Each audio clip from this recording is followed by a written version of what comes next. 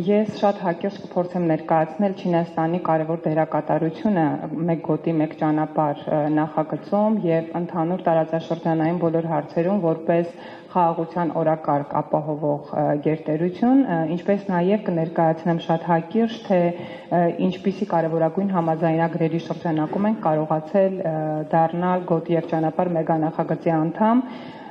եւ ինչ հնարավորություն է սա մեզ ընձեռելու։ 2013 թվականից նախագահ Սին Ցզինփինի նախաձեռնությամբ սկիզբ դրվեց մարդկության ընդհանուր ճակատագրի համայնքի կառուցմանը մեկ գոտի մեկ ճանապարհ մեգանախագծի շրջանակում, որի առաքելությունն է երկրների միջև արդարության եւ համագործակցության հաստատումը փոխարեն ով ուժեղ է, նա ճիշտ է սկզբունքի։ Ոչ մի երկիր չի կարող իր համար բացարձակ անվտանգություն ապահովել միայն սեփական ջանքերով եւ ոչ մի երկիր չի կարող կայունության հասնել այլ երկրների անկայունության հաշվին։ Ջունգլիների օրենքը թույլերին թողնում է ուժեղների ողորմածություն Սա չի կարող երկրների միջև հարաբերությունները բարելավելու միջոց լինել։ Նրանք, ովքեր մեծամտորեն ուժ են կիրառում քար բարձրացնելով թույլերի վրա, ի վերջո կտեսնեն, որ այդ քարը ընկնում է հենց նրանց ոտքերին։ Պատմությունը հայելի է։ Աշխարհը կարող է խուսափել անցյալի ողբերգությունից, կրկնելուց միայն պատմությունից դասեր քաղելով։ Մենք պետք է դրան հարգանքով եւ պատասխանատվությամբ վերաբերվենք։ Անցյալը հնարավոր չէ փոխել, բայց մենք կարող ենք կառուցել մեզ համար ել ավելի լավ ապագա։ Սա Չինաստանի մշակույթն է միտված իրական խաղաղության օրակարգին։ Գտնվելով քաղաքակրթությունների բախման խաչմերուկում մեր երկիրը միշտ ձգտել է կապել հյուսիսն ու հարավը, կամուրջներ կառուցել արևելքի եւ արևմուտքի միջև։ Հայաստանի լեռներում կղզի դառնալը մեր ժողովրդի կամքը չի եղել երբեք։ Որպես ՀԱՊԿ եւ ԵԱՏՄ անդամ մենք միաժամանակ կարողացանք շահագրգիռ մասնակցություն ապահովել չինական գոտի եւ ճանապարհ մեգանախագծին, մյուս կողմից առողջ հարաբերություններ կառուցել արևմուտքի հետ, երբեք չհակադրելով դրանք այլ գերտերությունների շահերին։ Հատված է սա Ժենմին Ժիբաո թերթում տպագրված Հայաստանի Հանրապետության 3-րդ նախագահ Սերժ Սարգսյանի հոդվածից։ 2015 թվականին, խնդրեմ ուշադրություն դարձնել, որ 2013 թվականին, երբ որ Չինաստանում տեղի ունեցան ընտրություններ եւ նախագահ ընտրվեց Սին Ցզինփինը, անմիջապես ընտրություններից 2 տարի հետո Հայաստանի Հանրապետության 3-րդ նախագահ Սերժ Սարգսյանը Չինաստան կատարած այցի շրջանակում Չինաստանի Հանրապետության նախագահ Սին Ցզինփինի հետ ստորագրեցին համատեղ հռչակագիր Հայաստանի Հանրապետության եւ Չինաստանի Ժողովրդական Հանրապետության միջև բարեկամական հարաբերությունների խորացման եւ զարգացման մասին, որին 2015 թվականին հետևեց ՇՀԿ անդամ պետությունների ղեկավարների գագաթնաժողովին Սերժ Սարգսյանի մասնակցությունը եւ ելույթը եւ այդ ելույթի եւ մասնակցության շնորհիվ Հայաստանի Հանրապետությանը շնորհվեց ՇՀԿ Երկխոսության գործընկերոջ կարգավիճակ, որն էլ ամրապնդվեց եւ ամրագրվեց 2016 թվականին Չինաստանի մայրաքաղաք Պեկինում ՇՀԿ երկխոսության գործընկերոջ կարգավիճակի հուշագրի ստորագրմամբ։ Դրանից հետո Հայաստանի Հանրապետությունը հայտ ներկայացրեց գոտի եւ ճանապարհ մեգանախագծի անդամակցությանը։ Ես ցանկանում եմ նաև նշել, որ այս բոլոր բանակցությունների եւ ձեռքբերումների ընթացքում Սերժ Սարգսյանը ոչ մի միլիմետր հետքայլ չէր կատարում բանակցային փաթեթից Արցախի ինքնորոշման իրավունքի ճանաչման հարցում եւ առաջ էր մղում Հայաստանը որպես ռազմավարական գործընկեր իր բոլոր ճանապարհներով եւ տնտեսական հնարավորություններով։ Այդ մասին է վկայում նաև Հայաստանի անդամակցումը ԵԱՏՄ-ին եւ ՍԵՊԱ պայմանագրի ստորագրումը։ Բոլոր հանգուցալուծումներում Հայաստանը ունենում էր շահեկան դիրք, իսկ Արցախի ինքնորոշում էր ստանում եւ իհարկե սա լինում էր առանց զոհերի բանակցությունների շնորհիվ, ինչպիսին, որ նաեւ Չինաստանի քաղաքականությունն է։ Ցանկանում եմ նաև նշել, որ ՇՀԿ այս կազմակերպությունը տարածաշրջանում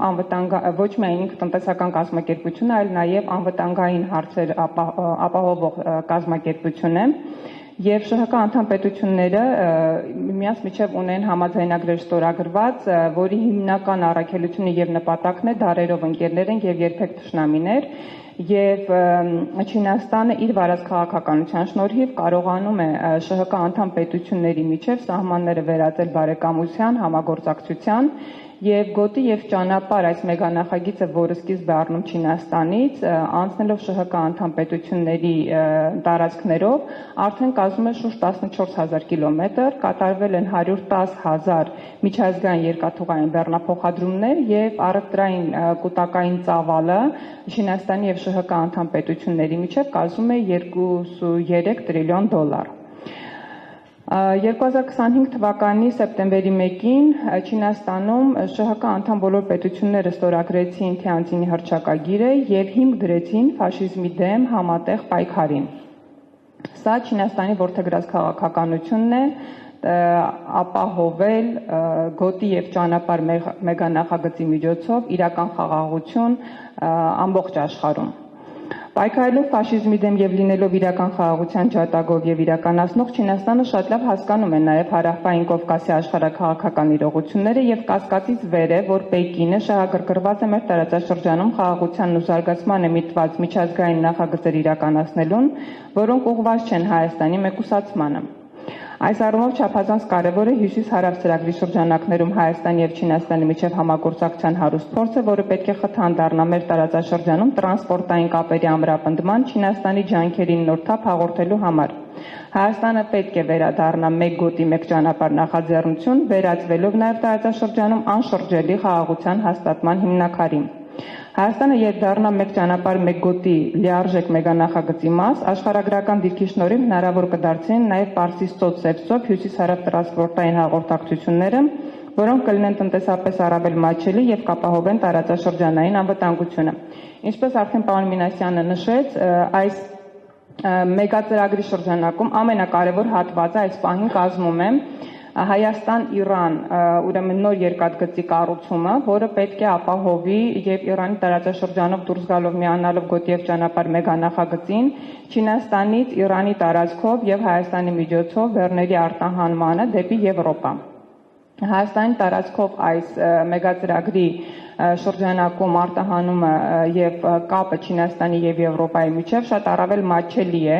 Չինաստանի եւ ՇՀԿ անդամ պետությունների համար, քանի որ ամբողջությամբ ցամաքային ճանապարհներ է ապահովում, ծովային ճանապարհներից զուրկ է եւ առավել տնտեսապես արդյունավետ է, ինչպես նաեւ առավել անվտանգ է։ Հայաստանը դառնալով այս գոտի եւ ճանապարհ մեգանախագծի լիարժեք անդամ կարողանում է նաեւ տարածաշրջանում իր կապը չխզել հյուսիս-հարավ ճանապարհի միջոցով նաեւ Իրանի հետ, որը որ շատ կարեւոր եւ ռազմավարական նշանակություն ունի Հայաստանի համար, ինչպես նաեւ Ռուսաստանի Դաշնության հետ եւ ձեռք բերելով նոր տնտեսական համագործակցության կապեր եւ նոր ճանապարհային հնարավորություններ Չինաստանի հետ կարողանում է նաև դրանով զարգացնել տնտեսությունը։ Եվ վերջում կարող եմ հավելել, որ Հայաստան-Իրան այս նախագիծը սկիզբ է առել 2013 թվականից, այն անգամ նախագծվել է, ուրեմն ընդհանուր երկարությունը Հայաստանով անցնող պետք է լինի 305 կիլոմետր, պետք է քանի որ անցնելու է Սյունիքի տարածքով ունենալու է 60-ից 64 թունելներ, ինչպես նաև 64 կամուրջներ։ Այս նախագիծը եղել է, նախագծվել է եւ այժմ մեզ, այսինքն Հայաստանին ընդամենը մնում է հայտը վերջնականացնել գոտի եւ ճանապարհ մեգանախագծի եւ դրանով իրապես դառնալ եւ թեւակողել խաղաղության դարաշրջան։